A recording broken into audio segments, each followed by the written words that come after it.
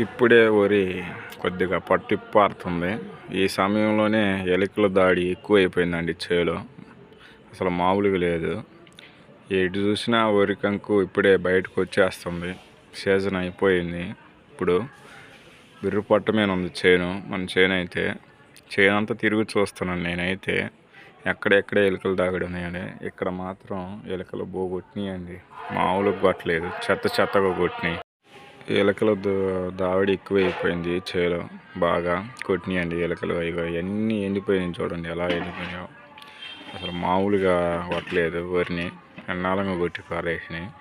నేను చూపెడతా చూడండి అసలు ఎలా ఉందో కంకులు. మామూలుగా లేదు.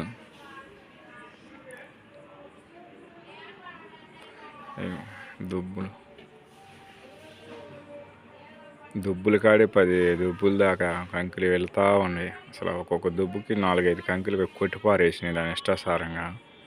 మామూలుగా కొట్టలేదు. అందుకే నేను చేలో ఎలుక బొట్టలు పెట్టించేసాను, లాభం లేదని.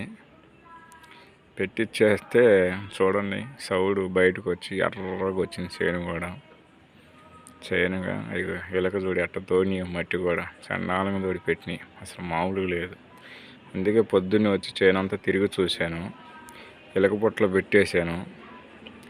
అదిగో మనోళ్ళు ఎలుకలు చూడు ఎట్ట కొట్టి చంపుతున్నారు చాపని.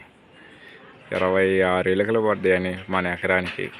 ఒక ఎకరానికి 26 ఎలుకలు పడ్డాయి అంటే ఒక్కొక్క ఎలక్కి 20 రూపాయలు. ఒక్కొక్క ఎలక్కి 520 రూపాయలు వాళ్ళకి, 26 ఎలుకలకి. చూడండి రైతు ఎంత కష్టపడాల్సి వస్తుందో. చేను చేతికి వచ్చే సమయానికి ఎంత కష్టపడాల్సి వస్తుందో. మన వీడియో నచ్చితే లైక్ చేయండి, మన ఛానల్ సబ్స్క్రైబ్ చేసుకొని మనం ఫాలో అవుతూ మన మోటివేషన్ చేయండి.